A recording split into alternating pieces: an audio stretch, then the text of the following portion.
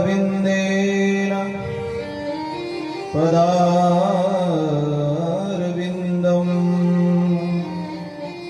मुखारविन्दे निवेशयन्तम् वटस्य पत्रस्य पुटे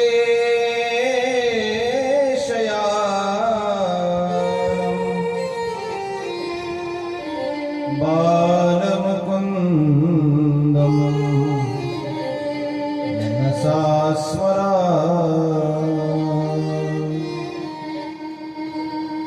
अभीप्सितार्थसिद्ध्यर्थं पूजितो यस्सुरासुरैः सर्वविघ्नहरस्तस्मै गणाधिपतये नमः। सरस्वती महाभागे विद्ये कमललोचनी विश्वरूपे विशालाक्षी विद्यां देहि नमोऽस्तुते। समचरण सरोजं सान्द्रनीलाम्बुधारं जगन्निहितपानीं मण्डनं मण्डनाम् तरुणतुलसीमाला कन्धरं कञ्जनेत्रं सदैधवलहासं विठ्ठलं चिन्तयामि। ज्ञानेषु भगवान् विष्णु निवृत्तिर्भगवान् हरः सोपान भगवान् ब्रह्मा मुक्ताख्या ब्रह्मचित्रा अतुलित बलधामं हेम प्रियभक्तं वातजातं नमामि। कृष्णाय वासुदेवाय देवकी नन्दनाय च नन्दगोपकुमाराय गोविन्दाय नमो नमः। अस्ति क्षमाला हरिकृष्णतत्त्वं भाग्रभागे वरनाममन्त्रं यन्मस्तके केशवपादतीर्थं शिवं महाभागवतं नमामि। नारायणं नमस्कृत्यं नरं चैव नरोत्तमं देवीं सरस्वतीं व्यासं ततो जयमुदीरयेत्। नमो सद्गुरु तुकया ज्ञानदीपा नमो सद्गुरु सच्चिदानन्दरूपा नमो सद्गुरु भक्तकल्याणमूर्ति नमो सद्गुरु भास्करा पूर्णकीर्ति ज्ञान विज्ञान संजीवोति योग विद्वेष सामर्थ्येति मानवाला मिळे मोक्षगाथा तुझ्या पायरीशी सदा नम्रमानम्।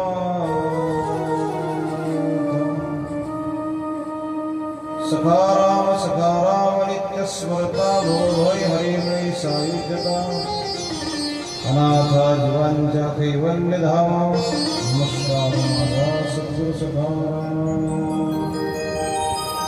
आइए हनुमंत विराजिए कथा करो अति अनुसार प्रेम सहित गद्दी धरो पधारो पवन कुमार। युन्तप्रविश्यमं वाचमिमां प्रसुप्तां सञ्जीवयत्किलशक्तिधरस्वधाम्ना ज्ञां शाश्वचरणश्रवणत्वगानि प्राणान्नो भगवते पुरुषाय तुभ्यम्। ॐ श्रीविभूषितकरानवनीरदाभात पीताम्बराधरुणबिम्बफलाधरोष्टाम् पूर्णेन्दुसुन्दरमुखादरविन्दनेत्रा कृष्णात्मनं किमपि तत्त्वमहं न जाने। कृष्णत्वदीयपदपङ्कजं पञ्जरान्ते याद्देव मे विशतु मानसराजहंस। प्राणप्रयाणसमये भवात् पित्तैकण्ठावरोधरविधौ स्मरणं कृतस्ते ध्येयं सदा परिभवग्नमभीष्टदोहम्। यथास्पदं शिवविरञ्चिनुतं वृद्धार्तिहं प्रणतपालभुवादिपोतं वन्दे महापुरुषते चरणारविन्दं। वन्दे महापुरुषते चरणारविन्दं। सिया राम मैं सब जग जानी करहु प्रणाम जोरी जुग पानी। जय जय जय हनुमान गुसाई कृपा करहु गुरुदेव की नाई। मुक्ताबाई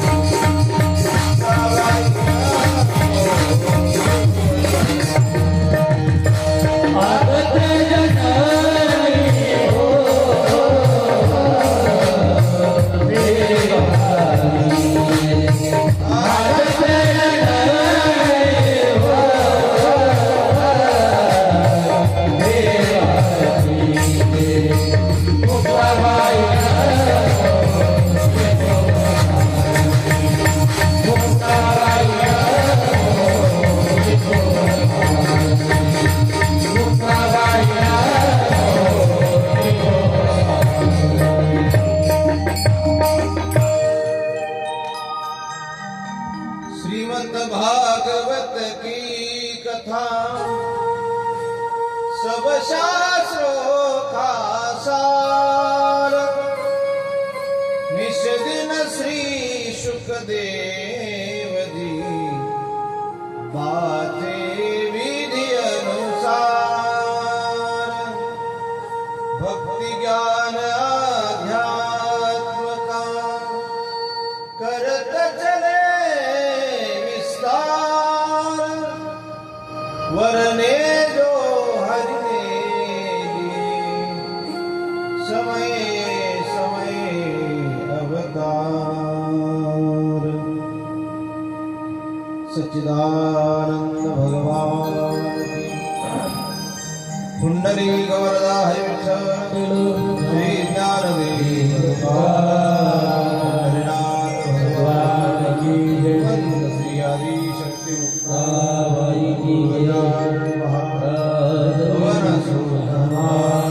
सभापति महादेव सद्गुरु जोग महाराज सद्गुरु संत तुकाराम महाराज छत्रपति शिवाजी महाराज खंडेश्वर भगवान की श्री गुरु महाराज नमः पार्वती पतये हर हर हर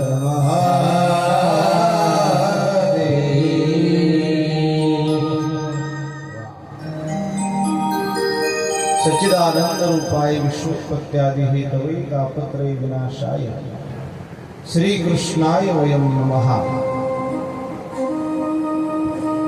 सृष्टि के कण कण में विराजमान जगत्रय जननी ब्रह्मचित कला ऐसे मुक्तामयी समर्थ सद्गुरु श्री गजानन महाराज रुक्मिणी प्राण संजीवन जगदाधार भगवान पंडरीश परमात्मा की असीम अनुकंपा सभी संत सज्जनों का आशीर्वचन आशीर्वाद इन सभी संत सज्जनों की कृपा से गत 3 वर्षों से चल रहा यह अखंड हरिनाम संकीर्तन सप्ताह तथा श्रीमद् भागवत ज्ञान यज्ञ इस उत्सव का इस अभी तृतीय वर्ष है। तृतीय वर्ष के छठे दिन की कथा श्रवण शुद्ध करने के लिए कर्णपट्टों के द्वारा हृदय तक भगवान कृष्ण जी का चरित्र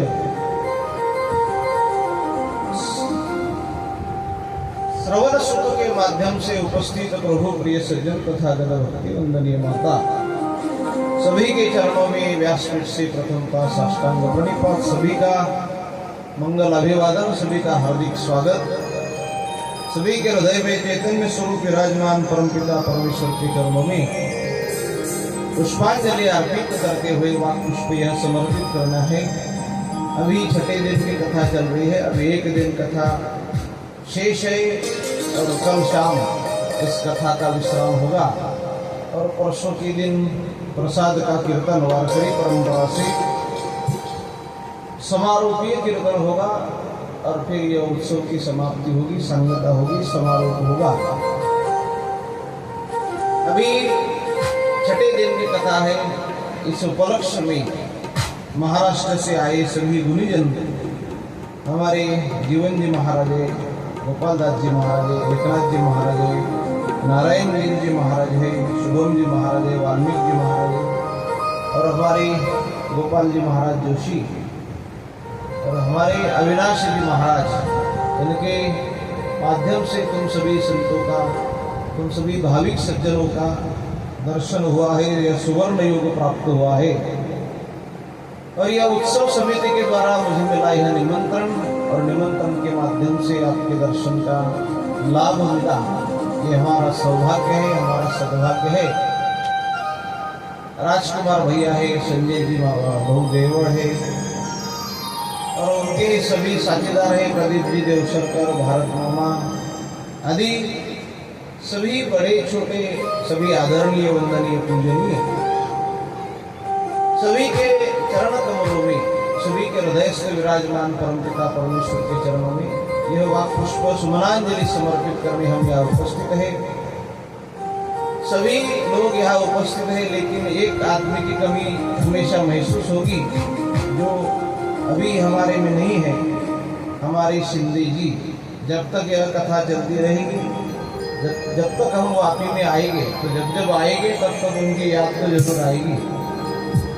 जाने वाले कभी आते नहीं, लेकिन उनकी याद आती है। भगवान कृष्ण जी का अद्भुत अगम्य और अपूर्व चरित्र कथा अवगाहन करने के लिए हम यहाँ कथा पंडाल में, कथा मंदिर में उपस्थित है। भगवान बाल कृष्ण जी का चरित्र अद्भुत चरित्र है। हमें आज की कथा भगवान कृष्ण जी के विवाह तक कथा प्रसंग कहना है, सुनाना है। तो जब तक हम कथा प्रसंग सुनाएंगे तब तक आप शांतिपूर्ण और प्रसन्न पूर्ण गोदन से प्रसन्नता अपने मुख पर लाते रहिए और मध्य में भगवान का संकीर्तन करते करते यह कथा आज भी शाम 5:30 बजे विराम लेगी। तभी तक अपने मुख कमल पर जैसा अभी हास्य है, सदैव धवलहासम विठ्ठलम चिंतयामि। और आज का जो शुभ दिन है, आज का दिन विशेष है। हम जिस परंपरा से बिलोंग करते हैं, हम जिस परंपरा से आते हैं, हम इस व्यास गद्दी पर विराजमान होने के अधिकारी जिनकी कृपा से हुए, हमारा सभी का श्रद्धा स्थान, हम जिस माँ की कोख में पैदा हुए, हमें जन्म देने वाली माँ तो अलग है। माँ ने जन्म दे दिया, हमारी जन्मदात्री माँ की कृपा से हम यह सृष्टि देखे है, हमारे पिताजी की कृपा से हम यह सृष्टि देखे है। लेकिन अगर ऐसा मुक्ताबाई इनके अगर सानिध्य ना प्राप्त होता तो आज ये व्यासपीठ पर बैठने लायक नहीं होते। हमारा सद्भाग्य है, हमारे पिताजी भी माँ मुक्ताई के अखंड वारकरी थे और हम हमारे पिताजी के लगे संस्कारों पर उनकी परंपरा संभालते हुए आज भी हम सभी भाई, हम तीनों भाई मुक्ताई के अखंड वारकरी है। और आज आई साहेब हमारे आराध्य जो है आई साहेब मुक्ताबाई श्री क्षेत्र मुक्ताई नगर, संत ज्ञानेश्वर जी, संत निवृत्तिनाथ जी, संत सोपान काका जी और इन तीनों भाइयों की लाडली बहना आदि शक्ति परम्बा, जो शक्ति का स्वरूप है, वही रुक्मिणी है, वही लक्ष्मी है, वही जगदम्बा है, वही रेणुका है और वही सभी शक्तियों का पीठ है। बाकी अन्य शक्तिपीठों पर किसी प्राणी का बलि देते हैं। अभी हम पिछले महीने गंगा सागर गए थे तो काली माता का दर्शन किया कलकत्ता में, हावड़ा में। तो काली मैया का दर्शन करके बहुत बड़ा आनंद मिला। लेकिन जब बाहर मंदिर से आए तो माँ काली मैया के सामने ही किसी बकरे का बलि दिया जा रहा था। छोटा सा बच्चा था बकरी का, उससे काटा जा रहा था। वो बच्चा अपने जीव के आकांत से रुदन कर रहा था, चिल्ला रहा था। मुझे बहुत अनफील महसूस हुआ, बहुत अच्छा नहीं लगा। उस दिन रात्रि को भोजन करने बैठा तो वही दृश्य मुझे दिखता था। मैंने सोचा हे प्रभु, जिस काली माँ के मंदिर से निकलकर स्वामी विवेकानंद जी जैसा धर्म प्रचारक वहां से निकला है, स्वामी रामकृष्ण जी, ऐसे बड़े महात्माओं के चरण स्पर्श वहां हुए और स्वामी विवेकानंद जी जैसे महात्मा जिन्होंने हिंदुस्तान के चारों दिशाओं की ओर धर्म की ध्वजा लहराई, वहां ऐसा अनहुत घटना होना अच्छी बात नहीं। किसी माँ को अपना बच्चा, माँ के लिए तो सभी बच्चे प्रिय हैं और अपना अच्छा होवे इसलिए आप किसी जीव का बलि देते हुए तो अच्छी बात नहीं। बहुत से ऐसे शक्तिपीठ है, मैंने काली माँ का ही मंदिर देखा नहीं, बहुत से ऐसे शक्तिपीठ है देखे हैं।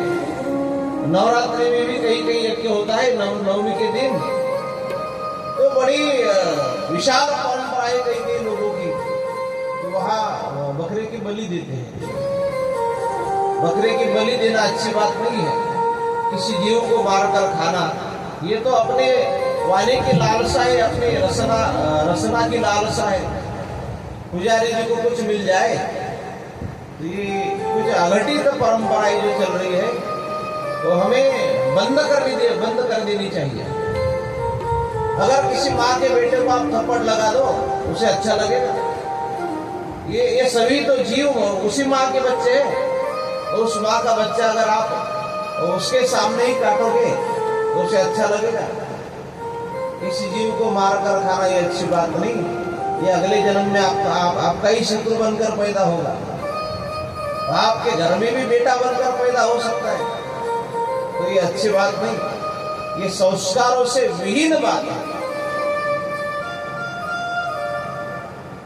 और वारकरी संप्रदाय का ये शक्तिपीठ है, आदिशक्ति जगत्रय जननी माँ मुक्ताई का श्री क्षेत्र मुक्ताई नगर। ये हमारी माँ ऐसी है, आप उसके दर्शन के लिए जाओ, दूर से दर्शन दो, उसकी कृपा तो बरसते रहती है। जो अभी मंदिर में स्थित है उन पर भी कृपा है। और मैया के हम इतने दूर आए हैं तो भैया कि हम पर भी कृपा दृष्टि है।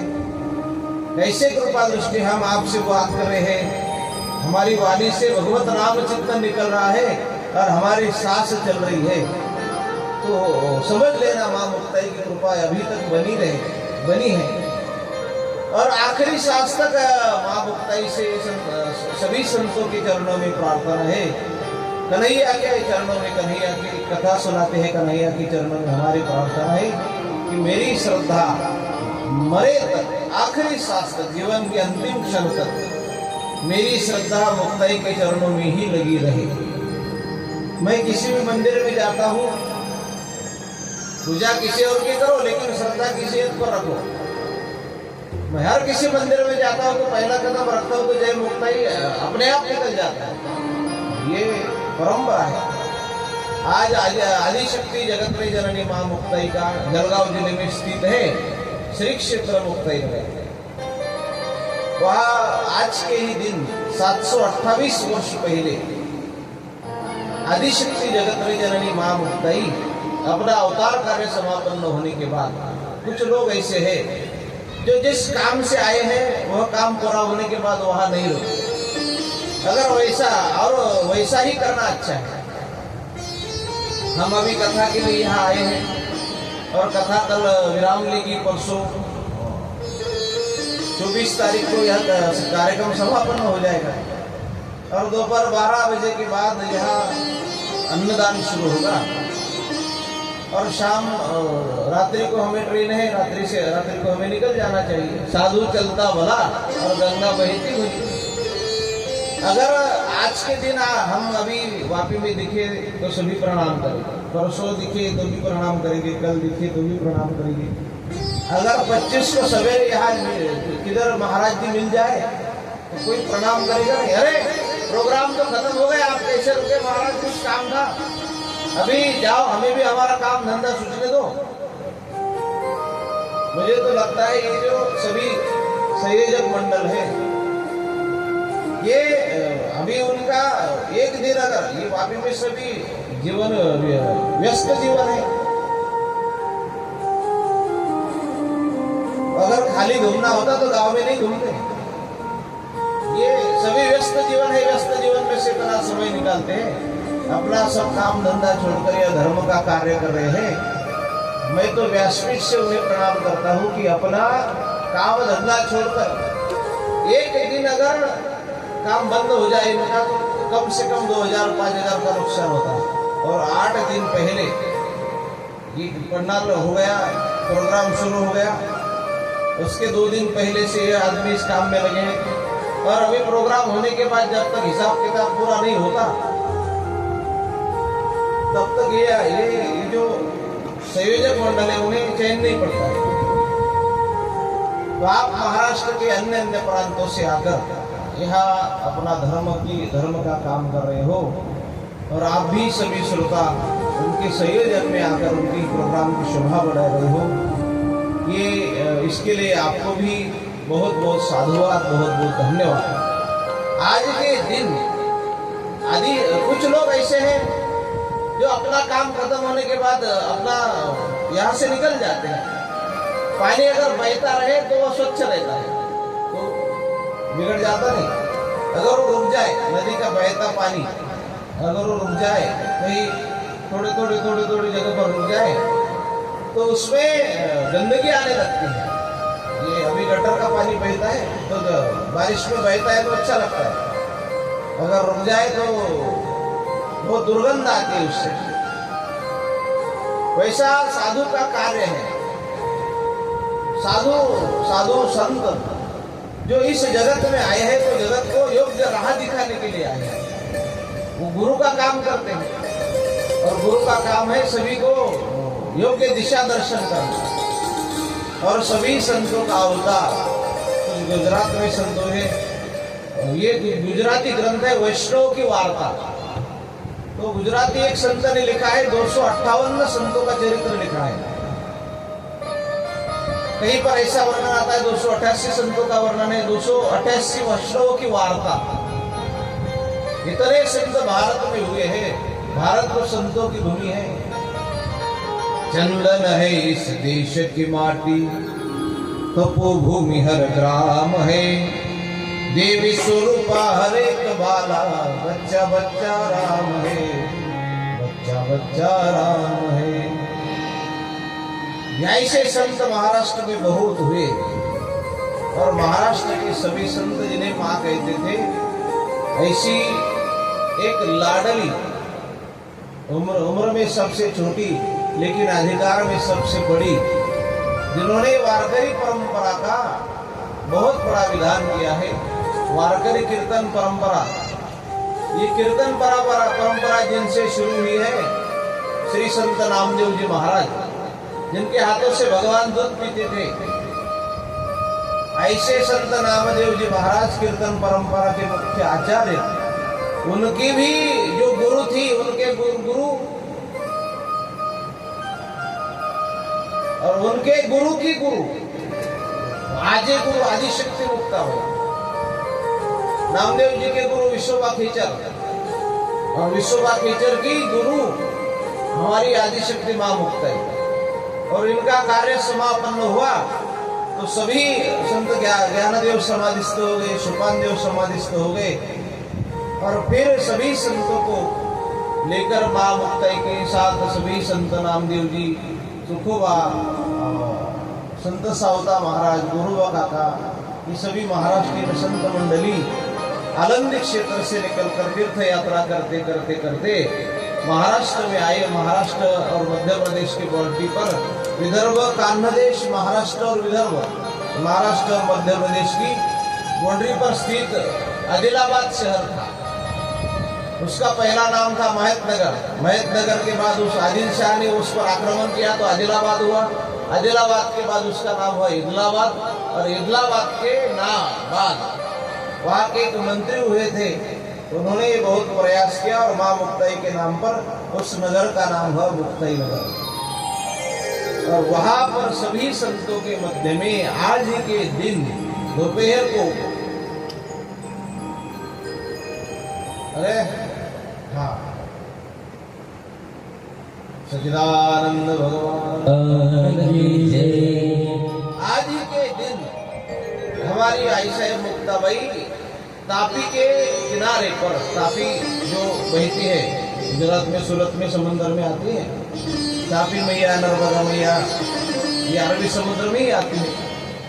तो तापी के तीर पर, तापी के किनारे पर सभी संतों के मध्य में आज ही के दिन दोपहर को 1:15 में, 1:15 के समय में बिजली की कड़कड़ाहट हुई, और बिजली कड़कते ही हमारी ऐसा मुक्ताबाई आज के दिन अपने स्वरूप में, अर्थात योग माया थी, तो योग माया अपने माया में, अपने स्वरूप में विलीन हो गई। आदि शक्ति मुक्ताबाई। आज ऐसा मुक्ताई का समाधि सोहरा, समाधि का जो उत्सव है, और इस उपलक्ष्य में आज की शुभ दिन प्रथमतः मां मुक्ताई को वंदन करते हुए, मां मुक्ताई के चरणों में साष्टांग प्रणिपात करते हुए आज की कथा की प्रसंग की ओर चलते हैं। सच्चिदानंद भगवान की जय। राधे राधे गोविंद गोविंद राधे राधे गोविंद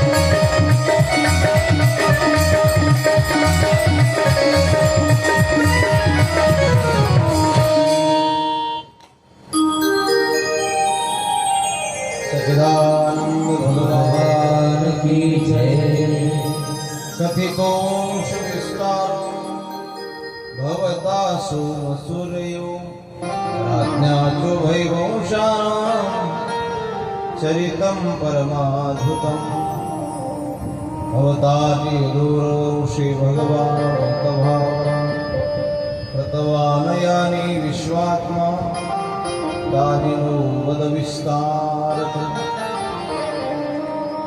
श्रीमद् भागवत के 10वें स्कंद में भगवान कृष्ण जी का चरित्र वर्णन है। 10वां स्कंद इतना विस्तार पूर्वक है कि हमारी आयु समाप्त हो जाएगी, लेकिन भगवान कृष्ण जी का चरित्र वर्णन किया नहीं जा सकता। एक पुष्पदंत नामक कवि हुए, उन्होंने एक श्लोक लिखा है, बहुत बार हमने सुनाई होगा, आपने सुना भी होगा एक बार कि आसितगिरी समस्या कज्जलम सिंधु पात्रे सुरतरवर शाखा लेखनी पत्र मुर्वी लिखित यदि गृहीत्वा शारदा सर्वकालम तदपि तव गुणानां मीश पारं न याति। पुष्पदंत कवि लिखते हैं कि ये समंदर है, समंदर के पानी की अगर शाही बना दी जाए, पृथ्वी का कागज बनाया जाए और मेरू पर्वत की कलम बनाई जाए और साक्षात विद्या की देवता सरस्वती माँ लिखने बैठ जाए और जब तक चंद्र सूर्य है तब तक चरित्र लिखने का प्रयास करे, तो भी प्रभु का चरित्र पूरा नहीं वर्णन किया जा सकता। तो इतना चरित्र अद्भुत है, हमारे समय की सीमा में जितना चरित्र वर्णन किया जा सकता है उतना हम करेंगे। समय की सीमा रहते हैं, कहना तो बहुत रहता है। और भागवत जी ऐसा एक ग्रंथ है, विद्यावताम भागवती परीक्षा, विद्वानों की परीक्षा भागवत ग्रंथ में होती है। कहीं कहीं अगर भागवत कथाकार पहले दूसरे स्कंद में फंस जाए तो 4-5 दिन तक बाहर नहीं निकल सकते। भागवत जी का एक श्लोक रात्रि केंद्रीय महाराज जी ने कहा कि ये सभी शास्त्र है, ये सभी जो भांडवन है, ये समय की सीमा रहती है, नहीं तो कहने को तो बहुत रहता है। ये ग्रंथों में भी बहुत है और ग्रंथों की कृपा से मस्तिष्क में भी बहुत है, लेकिन जितना समय मिलता है उतने समय में उसका वर्णन करना पड़ता है और समय की सीमा संभालना वक्ता का प्रथम धर्म रहता है।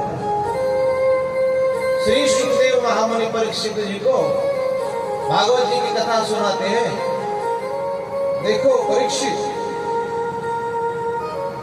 अभी तक बहुत चरित्र सुनाया, वामन जी का चरित्र सुनाया,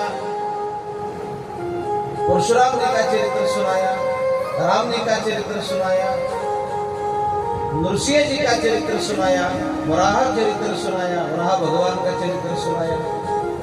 तो ये सब चरित्र एक ही भगवान के, हमारी माताएं अन्नपूर्णा की कृपा से एक ही गेहूं के अनेक प्रकार पदार्थ बनाते हैं। ये एक गेहूं रहता है, उसके अलग अलग प्रकार के पदार्थ बनाते हैं, अलग अलग तरीके के पदार्थ बनाते हैं। वैसे ही एक ही भगवान जिसका स्वरूप है मंगल भवन अमंगलहारी, तो वो परमात्मा कभी कभी राम बन के आता है। परीक्षिती कभी भगवान नृसिंह बनकर आता है,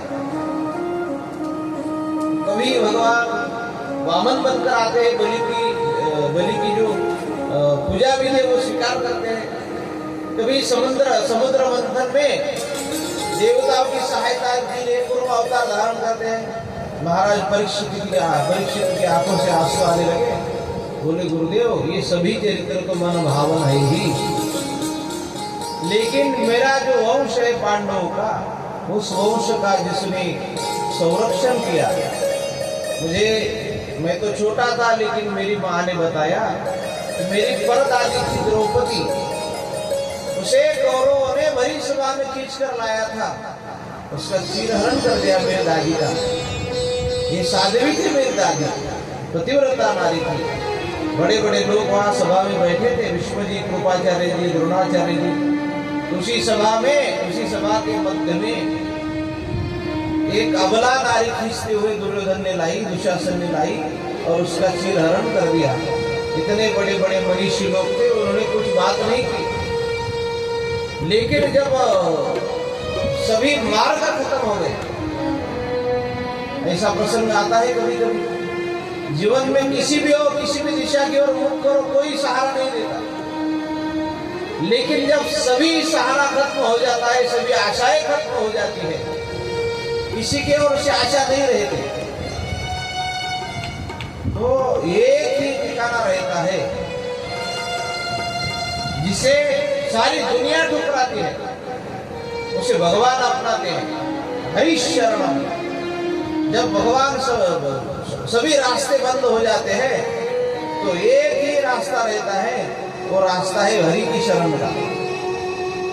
सीताराम सीताराम सीताराम कहिए, जाही वेदी राखे राम, ताही वेदी रही। जैसा भगवान की इच्छा, कभी कुछ मिले तो अच्छी बात है, कुछ ना मिले तो भगवान की कृपा। ये साधु की व्याख्या है, साधु जीवन की व्याख्या है। जब सभी रास्ते बंद होते हैं तब एक रास्ता शेष रहता है, वो हरि की शरण का।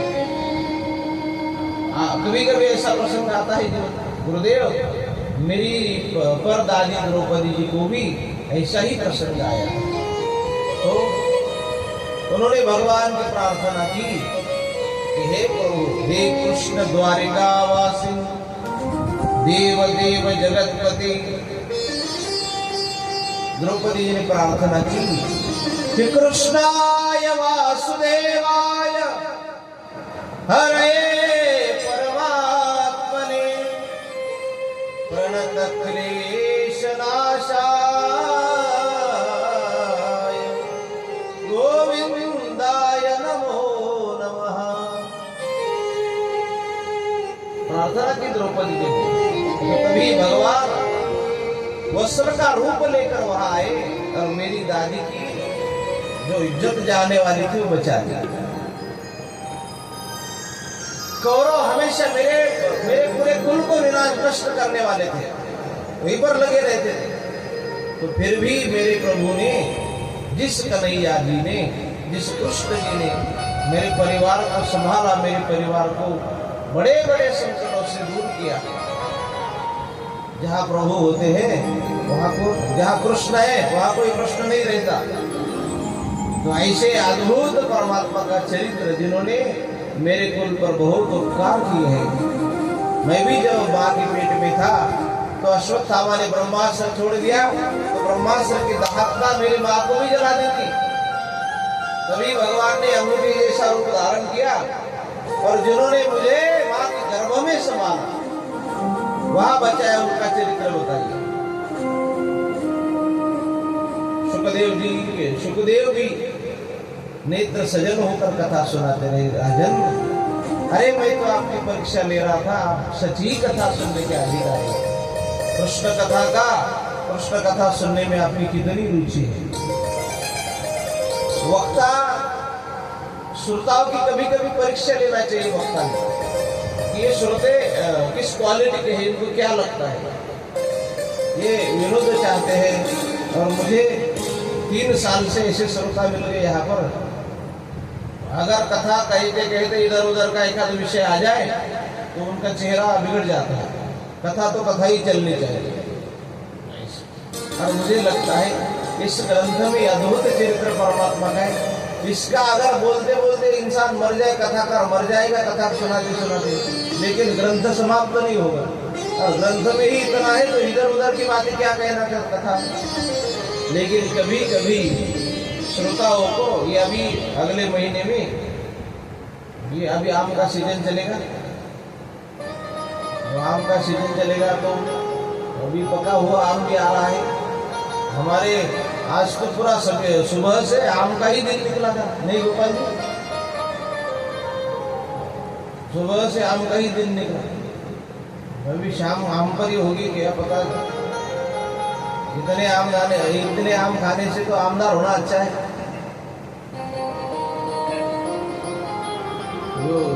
ये आम का ही सीजन चल रहा है अभी। 12 महीने आम खाने को मिलता नहीं, लेकिन आम का अचार बनता है। तो आम का अचार यही महीने में बनना शुरू होता है अभी। यहाँ से अभी 1 महीना वो सीजन चलेगा। तो जो होशियार गृहिणी रहती है ना, रसोई में अन्नपूर्णा रहती है, पिकनिक रहता है उनका, तो अगर किसी बरनी में अचार डाल दे तो बरनी वैसी नहीं रखनी पड़ती, तो बरनी हिलाते रहनी पड़ती है। अगर नहीं हिलाए तो अचार खराब हो जाएगा। तो वैसे कथा में भी ये सभी बरनियां रहती है ना, ये ऐसे हिलाते रहनी पड़ती है।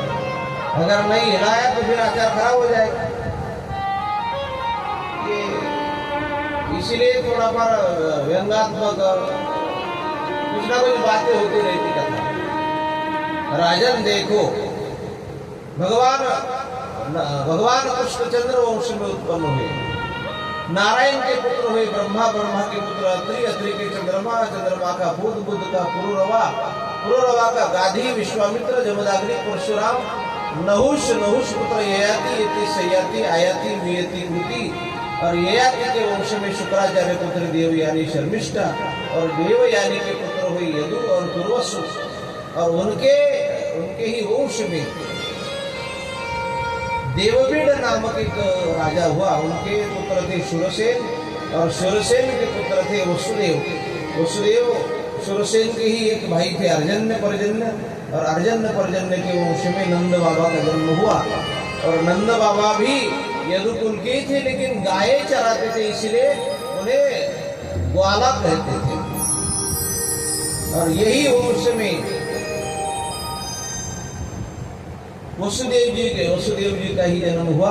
और महाराज वसुदेव के यहाँ वसुदेव की जो पौरवी, रोहिणी, भद्रा, मदिरा, रोचना, इला और देवकी, इतनी पत्नियां वसुदेव की थी।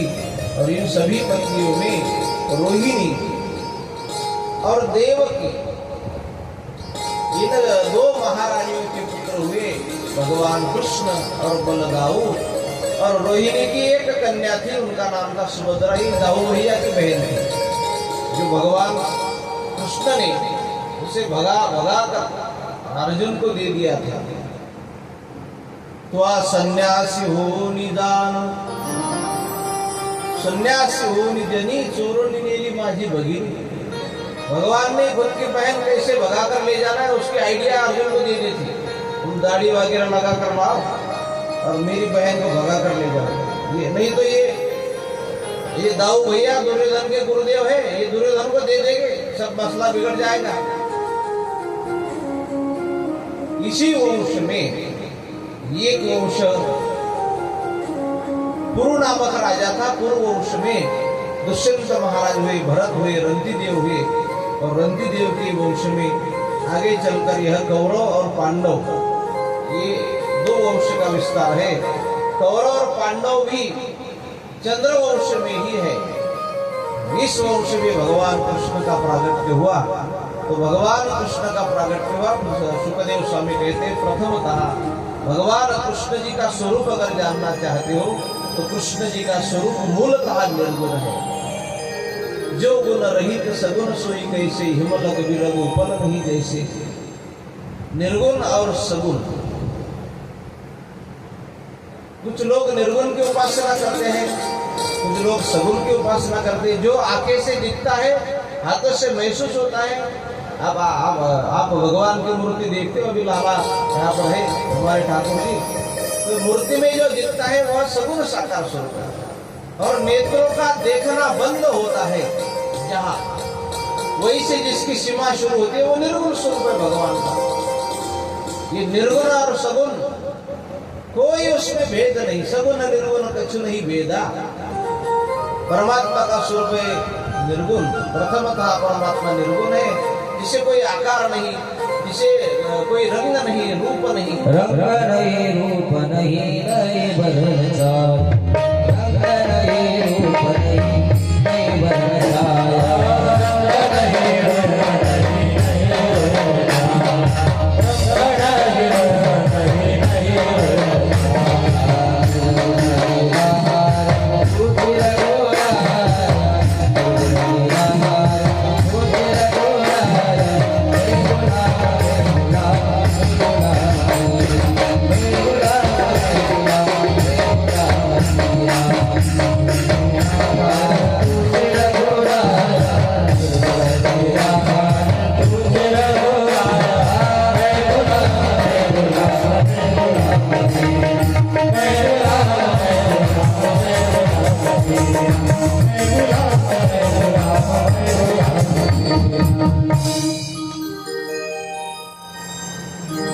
रंग नहीं रूप नहीं नहीं वर्ण छाया निराकार निर्गुण तुझी रघुराया मैं गुलाम तेरा। कबीर महाराज कहते हैं जिसे रंग नहीं रूप नहीं जिसकी छाया नहीं, रंग नहीं रूप नहीं नहीं वर्ण छाया, जिसका कोई वर्ण नहीं, वर्ण रहता है ना गोरा काला, ये कोई वर्ण, उसका रंग ही नहीं तो वर्ण क्या बताएगा। रंग रूप से परे जिसका स्वरूप है वही भगवान काय के लिए अवतार लेता है, धर्म की संस्थापना के लिए अवतार लेता है। भगवद गीता जी में वर्णन किया है कि यदा यदा हि धर्मस्य ग्लानिर्भवति भारत अभ्युत्थानम् अधर्मस्य तदात्मानं सृजाम्यहम् कि परित्राणाय साधूनां विनाशाय च दुष्कृतां धर्म संस्थापनार्थाय संभवामि युगे युगे। धर्म की स्थापना के लिए अधर्मियों का नाश करने के लिए भगवान का अवतार होता है। गोस्वामी जी ने लिखा है कि जब जब होई धर्म की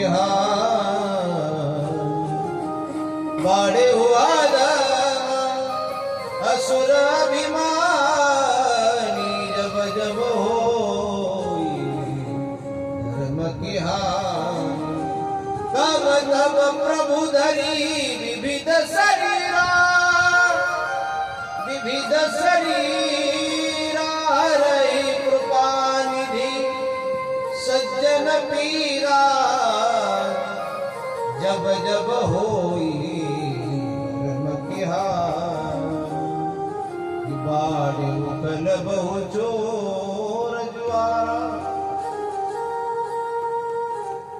जब तब तब हरिधरि विविध शरीरा, जब जब होई धर्म की हानि बाढ़ी असुर अधम अभिमानी। कंस जैसी दुराचारी शक्ति जब जन्म लेती है तो भगवान कृष्ण अवतार लेते हैं, भगवान निराकार से निराकार होते हैं। तो भक्तों के लिए, भक्तों को आनंद देने के लिए भगवान का अवतार होता है। जो भक्तों ने अपने भक्ति का ऋण भगवान पर चढ़ाया रहता है, वह ऋण से मुक्त होने के लिए प्रभु का अवतार होता है। वैसे सभी भक्तजन, ऋषि मुनि गंधर्व जिन्होंने हजारों सालों तक भगवान की प्रार्थना की, उनकी प्रार्थना स्वीकार करने के लिए भगवान सगुण साकार रूप में प्रकट हुए। भगवान के प्रागट्य का जो वर्णन था हमने कल झांकी के रूप में देख लिया था। माता यशोदा के घर भगवान वसुदेव पुत्र बनकर आए। महाराज कंस ने जब आकाशवाणी हुई थी विवाह में वसुदेव जी के, अरे दुष्ट, तुझे मारने वाला जो है, जिसकी आप आनंद से विदाई कर रहे हो बहन की तुम्हारे, तो इसी का सातवां गर्भ, इसी के सातवें गर्भ से उत्पन्न जो बालक होगा वो तुम्हारा काल होगा। और मरने का भय तो सबको है, कितना भी बड़ा इंसान हो जाए, कितना भी शक्तिशाली हो जाए, उसे मरने का भय तो है। अगर किसी को आप चलते चलते रास्ते से बोले अरे इधर से नहीं उधर मर जाओ, बोलेगा मैं तुम्हारे घर पे खाने आता हूँ, मैं तो मेरे घर का खाता हूँ, मुझे कैसे मर गई। किसी को यह बोल भी नहीं सहन होता कि कोई मर जाए। अगर कोई मर गए तो कोई मरेगा नहीं, किसी की उम्र नहीं बढ़ेगी। किसी को जन्मदिन की बधाई दे दी तो किसी की उम्र नहीं बढ़ेगी। अगर किसी को मर जा कह जाए तो उसकी उम्र घटेगी नहीं, वो मरेगा नहीं। अच्छा है कि हमारे लोगों की शाप वाली लगती नहीं तो हर रोज घर में झगड़े होते हैं, ऐसी उंगलियां मरोड़ कर कुछ लोग गालियां बक देते हैं, तुम्हारा सत्यानाश हो जाए। अच्छा हुआ किसी का सत्यानाश होता नहीं तो इनकी वाणी अगर लग जाए, अंतकरण से दिया हुआ आशीर्वाद भी लगता है। और अंतकरण दुखने के बाद जो शाप दिया जाता है वह भी लगता है। तो हो सके आप किसी का अंतकरण दुख जाए, ऐसी बात, किसी का मन व्यतीत हो जाए, ऐसी बात अपने मुख से मत निकालो। आप किसी को थप्पड़ मारोगे तो थप्पड़ के जो निशान रहते हैं ना, वो कभी ना कभी मिट जाएंगे, लेकिन आपके वाणी से जो शब्द बोले गए हैं उसका जो घाव रहता है ना, वो घाव कभी मिटता नहीं। वो आदमी अगर सामने आ जाए तो अपने दिमाग में आ ही जाता है, उस दिन ऐसी बात इसने बोली थी। बात जो कही रही थी वो ध्यान में रहती है। कंस जैसी आसुरी शक्ति उत्पन्न हो गई, ये इस देवकी के यहाँ उत्पन्न होने वाला तेरा काल होगा। और उसी समय कंस ने देवकी को मारने का प्रयत्न किया। महाराज वसुदेव जी ने हाथ पकड़ लिया, अरे मैं शूरसेन पुत्र वसुदेव आपको वचन देता हूँ, जितने भी पुत्र हो हमारे से आपको धोखा है क्या? हम पति पत्नी हैं, ये तो अभी तुम्हारी बहन थी, अभी ये वाग्दत्त हो गई मेरी, ये मेरी हमारे घर की कुलवधू हो गई, मेरी सौभाग्यवती हो गई, तो इसका संभालना, इसे संभालना मेरी जिम्मेदारी है। तो इसको संभालना मेरी जिम्मेदारी है। तो अभी मैं इसका पति स्वरूप हूँ, आप इसके भाई हो, लेकिन आपका इस पर अधिकार नहीं है। तो मैं वचन देता हूँ कि हम दोनों के वजह से, हम दोनों की ओर से आपको कोई धोखा नहीं, हमारे जो उत्पन्न हो गए उनसे धोखा है। धोखा हमारे पुत्रों से हमें काहे मारते हैं? तो हम वचन देते हैं जितने पुत्र पैदा होंगे उतने आपके पास लाएंगे। वैसे 6 पुत्र कंस जी ने मार दिए। तो उसने बहुत बड़ा पाप किया, लेकिन हम लोगों से कम किया। कंस पापी था, ये तो मैं व्यासपीठ पर मैं कह रहा हूँ और ऑनलाइन कह रहा हूँ, और कैमरा। अभी माइक पर बात करना बहुत कठिन बात हो गई, सरल बात नहीं है। कौन किसकी वीडियो क्लिप बना देगा और वायरल कर देगा? ये शांति से बात करनी पड़ती है, गड़बड़ हो जाए तो कितना भी बड़ा आदमी नीचे आ सकता है। वाणी ऐसी वाणी बोली, मन का आपा खोए, और को शीतल करे, आप भी शीतल होए। बोलने से सब लोग पास आते हैं ना। वाणी, मीठी वाणी बोलकर जग अपन करने, तो बोलने में मधुरता होनी चाहिए। ये मैं तो ऑनलाइन बोल रहा हूँ, कंस पापी था। कंस ने सबसे पहला पाप किया, अपने बाप को राजगद्दी से हटवा दिया, महाराज उग्रसेन को, और खुद गद्दी पर बैठ गया, बाप को कारागार में डाल दिया। दूसरा पाप किया, प्रजा को भजन करना बंद कर दिया, प्रभु की भक्ति से विरत कर दिया। और तीसरा पाप किया, अपने बहन के बच्चे जन्म लेते ही मार दिए, छोटे छोटे बालक मार दिए। मुझे लगता है कंस से तो हम लोग ज्यादा पापी हैं। अरे कंस ने बच्चे मार दिए तो किसके मारे? खुद के नहीं, कंस ने अपने बहन के और बहनों के बच्चे मारे। और जन्म के पहले मारे या जन्म के बाद? जन्म लेने के बाद मारे। तो हमने तो उसके भी आगे पग डाल दिया, अपने पहल तो उससे भी आगे है। हमने पोता चाहिए, पोता चाहिए, पोता चाहिए, तो पोते के लिए घर को कुल दीपक चाहिए, कैसा भी जले, पूरा घर के जलाए ना, फिर भी कुल दीपक चाहिए। कन्या किस क्षेत्र में कब है बोलो? जिस घर में कन्या उत्पन्न होती है वह घर भाग्यशाली है। अभी मेरे 2 भाइयों की विवाह हुआ है, तो मैं हर रोज मां मुक्ताई को प्रार्थना करता हूँ कि मेरे घर अगर पैदा हो तो पहली बेटी हो, और दोनों ही भाइयों को पहली लड़के हो जाए। तो कन्या का स्वागत करना चाहिए। कन्या है तो ये तीनों कुलों का उद्धार करने वाली है, तो जगन माता है, सारी सृष्टि की निर्माता है। बच्चे मार दिए तो हमने तो उससे भी ज्यादा पहल कर ली, कौशल से ज्यादा हमको पोता चाहिए, पोता चाहिए, पोता चाहिए। तो अगर कोई माँ गर्भवती हो जाए तो उसकी जांच परख अभी सरकार ने बंद कर दिया, कुछ साल पहले चालू था। उसकी सोनोग्राफी कर दी, उसके लिंग परीक्षण कर दी।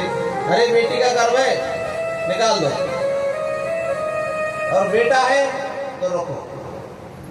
मैंने बहुत से ऐसे माँ बाप देखे जिनको उनका खुद का बेटा नहीं संभालता, लेकिन बेटियां संभाल रही है। हम घर घर घूमने वाले आदमी हैं, हमें तो हर घर में जाने से पता लगता है ये सास है या माँ है। अगर माँ है तो उसके बेटे उसे संभाल नहीं रहे, इसीलिए तो बेटी को उसको संभालना पड़ता है। तो हमने तो कौशल से आगे पहल कर दी कि हमने बच्चे अपने खुद के बच्चे अपने पेट में मार दिए। तो लोग बोलते हैं महाराज अभी तो गर्मी का मौसम है, अभी बारिश कैसे आ रही है? अपने पुण्यों का प्रताप है, ये हमारे पुण्य का प्रताप है कि अभी जब जाड़े का मौसम चलता है, ठंडी का, तब गर्मी होती है। अभी गर्मी का मौसम चल रहा है, अब बारिश हो रही है। अभी बारिश का मौसम आएगा तब धूप तपेगी। ये सब चक्र बिगाड़ दिया, तो ये हमारे ही पुण्य का फल है। तो उसने पाप किया था, लेकिन नारद जी के कहने पर मैंने शंका कही थी कल कि नारद जी तो संत है, ना संतों का क्या काम है? जगत को योग्य दिशा बतलाना। अच्छा क्या है, बुरा क्या, योग्य क्या है, अयोग्य क्या है, ये सही राह दिखाना, ये गुरुदेव का काम रहता है। और नारद जी ने कंस को बता दिया, अरे ये बच्चे मारना ही पड़ेंगे, ये भगवान का विष्णु का अवतार है, कोई भी छोटा हो सकता है, कोई भी बड़ा हो सकता है, मार दो। तो नारद जी को यह बात शोभा दी कि ये छोटे छोटे बच्चे कंस को मारने लगे। सुखदेव कहते राजन, कभी कभी धर्म संभालने के लिए अधर्म करना पड़ता है, कभी कभी धर्म की बात संभालने के लिए अधर्म करना पड़ता है। अगर आतंकवादी किसी घर में छुपे हैं तो अपने लोगों को मारना पाप है, लेकिन अपने लोग अगर आतंकवादियों को घर में छुपाएंगे तो उनको मारना पाप नहीं है। मच्छर अगर आपको काटता है तो मच्छर आतताई है, किसी जीव को तकलीफ देने वाला जितने भी जीव है वह सब आतंकवादी, उसे मारने से पाप नहीं लगता, उसे मारने से पाप नहीं लगता। ये आतताई जो लोग हैं जिनका जन्म ही दूसरों को तकलीफ देने के लिए हुआ है। सच्चिदानंद भगवान की जय। ये आतताई लोग रहते हैं, तो इन अधर्मियों का विनाश करने के लिए कभी कभी अधर्म का साथ लेना पड़ता है। महाराणा प्रताप जी और एक मुस्लिम राजा का युद्ध चल रहा था, और वो मुस्लिम राजाओं ने एक युक्ति की कि युद्ध के बीच में कुछ गाय खड़ी कर दी। उन्हें पता था कि हिंदू मर जाएंगे, लेकिन गाय पर बाण नहीं चलाएंगे। और पहले ही दिन हमारे बहुत से सैनिक मारे गए। उधर शत्रु के सैन्य बाजू में था और गाय बीच में, तो गाय को बाण नहीं मार सकते। एक साधु के पास चले गए, रामभद्र जी के पास। महाराणा प्रताप गुरुदेव ऐसी समस्या उत्पन्न हो गई। अरे धर्म अगर संभालना है तो गाय मारना पाप है, लेकिन एक गाय मरने से अगर हजार आदमी लेके मरते हैं तो मरने दो गाय को, ये पाप नहीं लगेगा। ये नीति है, धर्म है। कुछ बातें ऐसी होती है, इसलिए नारद जी का उपदेश भी धर्म के संस्थापना के लिए ही था। अगर कंस ने पाप नहीं करता तो भगवान कृष्ण नहीं आते। भगवान कृष्ण अष्टम अवतार में यशोदा मैया के देव की माँ के कोख से हमारे जैसे नहीं उत्पन्न हुए। हमारा जन्म योनि संभव है, हम माँ के गर्भ से और एक द्वार से उत्पन्न हुए हैं। तो भगवान कृष्ण माँ के गर्भ में थे, सूक्ष्म रूप धरी गर्भ पधारे, हे नाथ नारायण वासुदेव, श्री कृष्ण गोविंद हरे मुरारी, हे नाथ नारायण वासुदेव। भगवान सूक्ष्म रूप धारण करके माँ के गर्भ में पधारे और गर्भ में पधार कर प्रकट हुए अष्टम स्वरूप की बाल मूर्ति देव की माँ की और वसुदेव जी के सामने प्रकट हुई और 8 साल के रूप में चतुर्भुज रूप धारण करके भगवान परमात्मा प्रकट हुए। तो प्रकट होने के बाद देव की माँ को आवाज लगाई, माँ अरे मैं आया हूँ, आके बोलो। माँ तो मूर्छित अवस्था में पड़ी थी। माँ ने आंखें खोली तो इतना प्रकाश उस कारागार में हुआ कि नेत्र दीपक हो गए। नेत्र उस लखलखाहट को देख नहीं सकते थे। अरे कौन हो आप? मैया जिसके राह आप देख रहे थे ना वही हूँ। मैया कहते हो, किसके बालक हो? अरे आपका ही बालक हो। हमारा कैसे बालक है? हर बालक हमारा है तो इतना बड़ा कैसे हो गया? और मुझे तो पता ही नहीं चला। माँ मैं गर्भ में कभी आता नहीं हूँ, लेकिन आप लोगों ने, आप दोनों ने पिछले कई सालों तक तपस्या की थी और मैं प्रकट हुआ था तो मैंने आपको वरदान दिया था, आपने मांगा था प्रभु आप ही हमारे घर पुत्र रूप में प्रकट हो।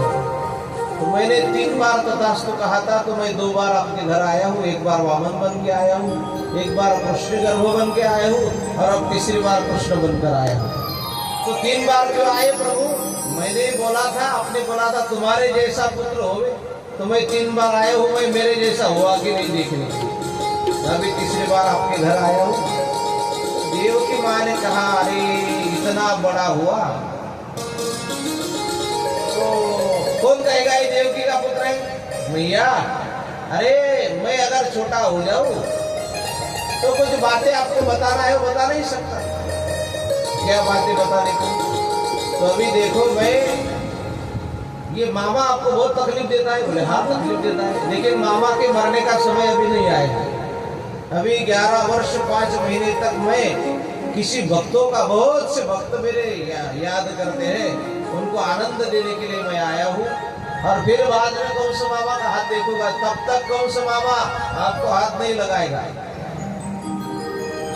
हाथ नहीं लगाएगा। बोले तो अभी क्या करना है? अभी मैं छोटा हो जाऊंगा तो विधि का विधान है, छोटा बच्चा तो बात करता है, तो कुछ बातें अगली बताना है। अभी मैं यहाँ पर नहीं रहूंगा, तो यहाँ से मुझे नंद बाबा के घर रोहिणी माँ के पास बलदाऊ जन्म लिए है। तो वहाँ यशोदा मैया ने भी और नंद बाबा ने भी मेरी बहुत साधना की, उनका भी फल स्वरूप मुझे वहाँ जाना है, उन्हें मातृ सुख का पितृ सुख का आनंद देना है। तो वहीं पर मुझे जाकर रहना है 11 साल 5 महीने तक। वहाँ गौ माता की सेवा करूँगा, लोगों को आदर्श दूंगा, मेरे बाल गोपाल साथियों के साथ रहूँगा। तो साथ रहते तो आप क्या करो, छोटी टोकरी ले और मुझे नंद बाबा के घर छोड़ाओ। और नंद बाबा के घर छोड़ाने के बाद देव के माँ ने कहा अरे लाला ये बात बोलना बहुत सीधी बात है, लेकिन यहाँ से जाना कितनी मुश्किल बात है। अभी तो हमारे हाथों में जंजीर है, हमारे हाथों में जंजीर है, सभी ताले लगे हैं, कारागार के सभी जो पहरेदार है वो तो जगह है। यहाँ चीटी भी अपने पर हिला नहीं सकती, तो यहाँ से आदमी बाहर कैसे जाएगा? भगवान ने कहा हरी माया, हरी माँ मेरी माया से यह सब मोहित हो जाएगा। तो सब मूर्छित हो गए, कारागार के सभी दरवाजे खुलने लगे। भगवान को स्पर्श करते ही इनकी बेड़ियां टूट गई। उचलीला कमलापति, उचलीला कमलापति, उचलीला कमलापति,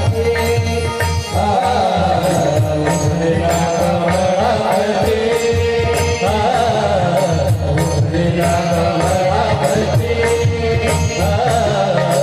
आई जीवन